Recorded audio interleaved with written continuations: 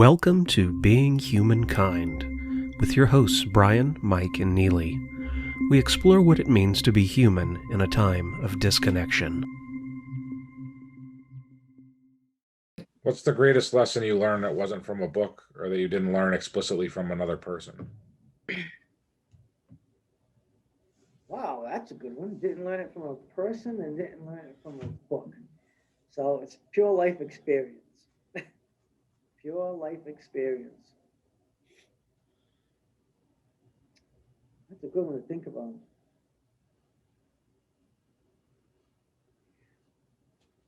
I think the greatest lesson I learned that no matter what you think about yourself, you're wrong. And and I don't mean that in a very bad way. We all have a self-inflated um, view of what we think we are, um, what we feel that we present to people. And there are times where you find yourself when you do something or you say something or you think something and you realize it's not truly in alignment with what you think you are or should be. Um, and that comes from a lot of experience of a lot of different situations that come up. And you ask people, what do you think you would do if somebody threw a hand grenade down on the ground? And you get these guys, oh, I'll jump on it. Those are the guys who will run away. But the meek little guy won't even think about it and jump on it to save others. And I think in ourselves, we have our own um, concept of who we think we are. And we're really not that. It's like having an argument. When you come home from an argument, you won. The other guy went home and he won.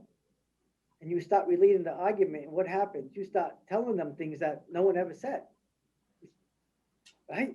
You almost embellish it because that's what you thought you would have said or should have said. Same thing with the image of ourselves. And you come to a realization at some point in time in life that you're not as good or as loved as what you might think you are. And in that, it keeps you balanced.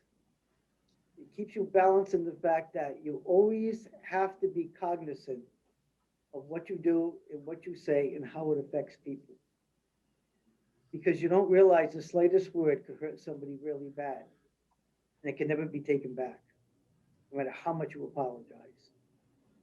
And I think we've all been through situations like that where we've said things.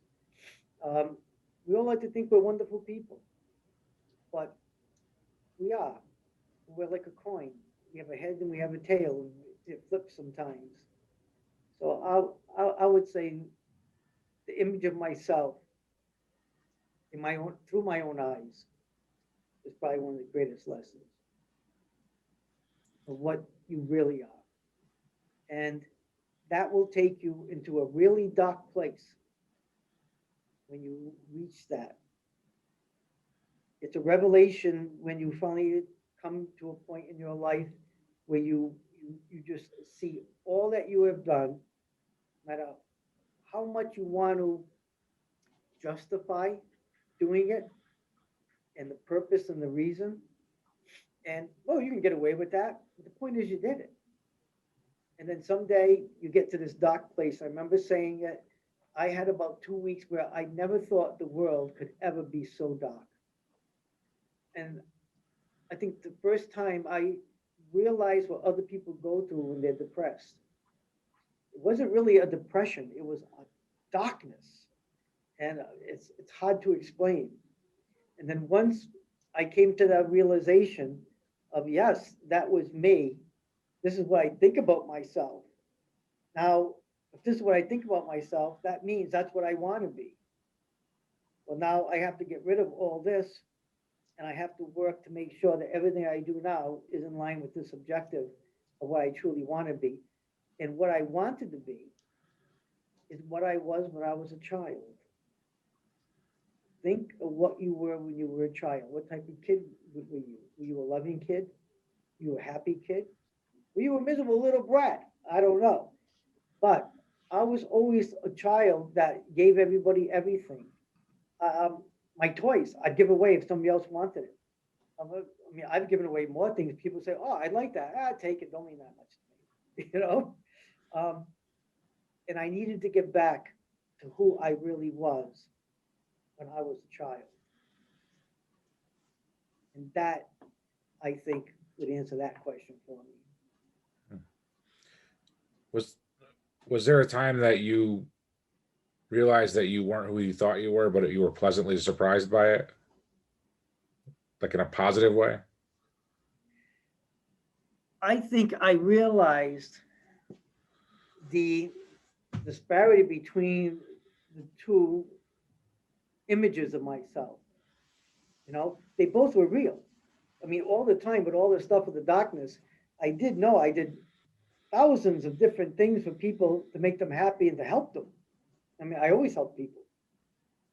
So and that's what I mean. You get to that darkness, but you have to get to a point where you can accept who you really are, the blend of the two. And the blend of the two, and then from there, you can relish in the fact of the good things you did and be sorry for the fact of the bad things you did. And that's where you go into your own mind to kind of try and close that door, make your forgivenesses for doing it, because you're going to forgive yourself. And that's one thing a lot of times a psychiatrist will say, you must forgive yourself and love yourself before you can move on. And that's an example of how that happens.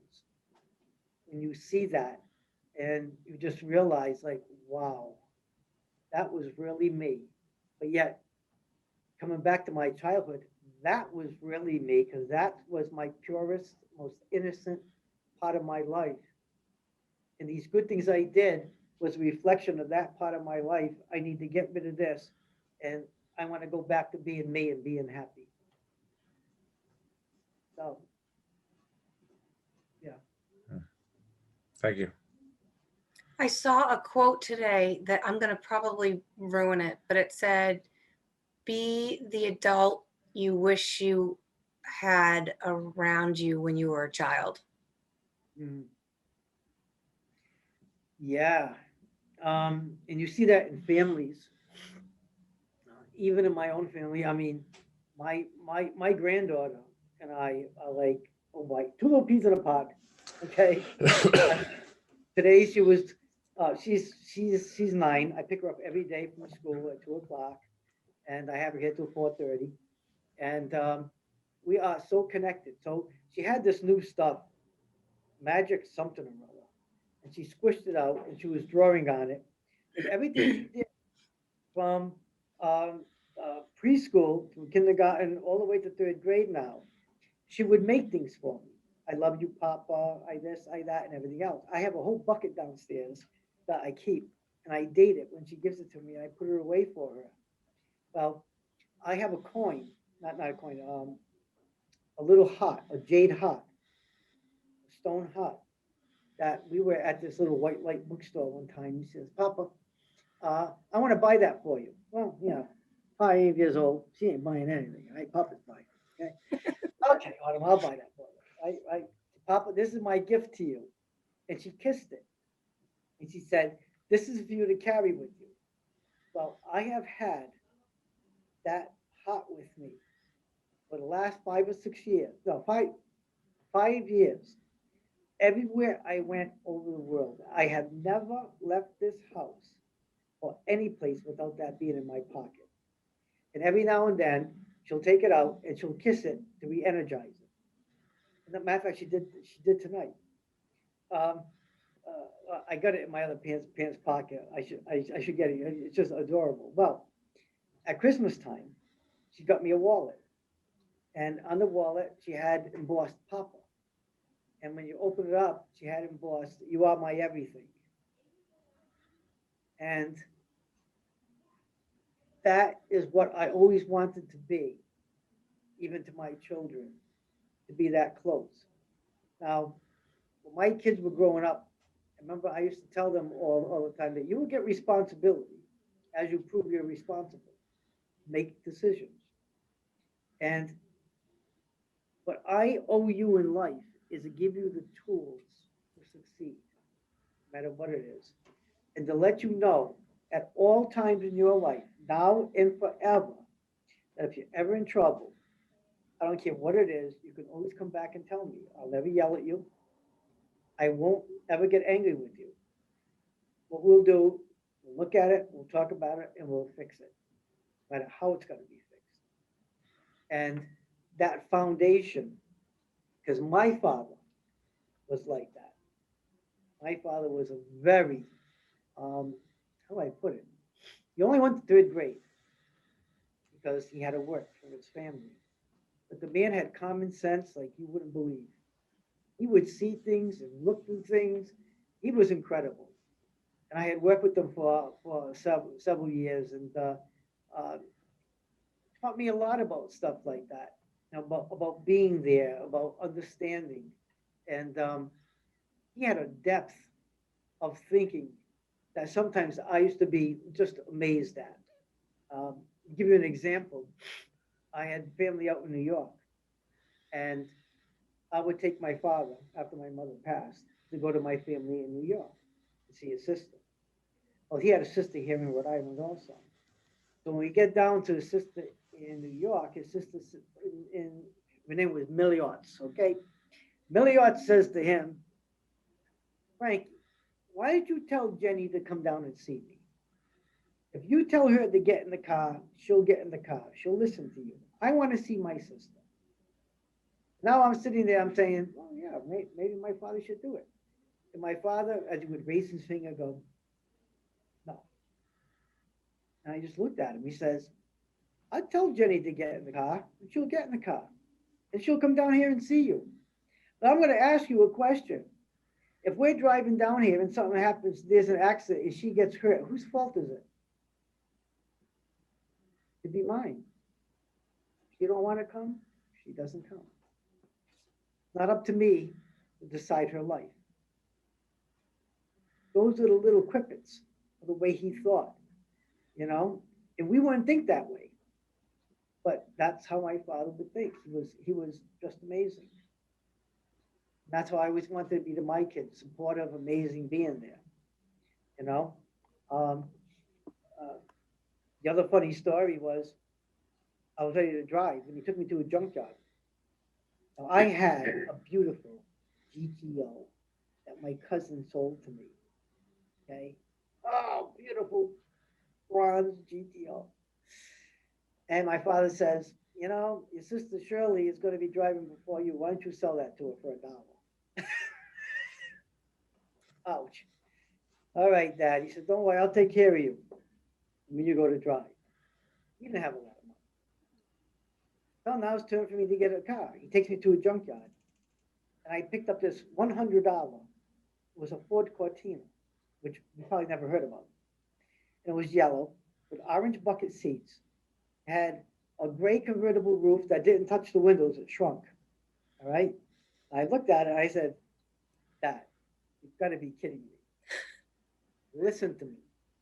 Have I ever steered you wrong? No, Dad. Buy it. I bought it. Well, I didn't realize that the radio worked until about a week later when I had the car running long enough until it heated up and that the radio would work. And the wipers would only work sporadically because it kept falling off the vacuum pump, right? This thing was a mess. I mean, when I say this thing was a mess, it was a mess. I had to take my mother to work in the morning to the courthouse. So my mother looks at it, she goes, I'm not getting in that car. Teresa, you're going to work in that car. All right. After a week goes by, right?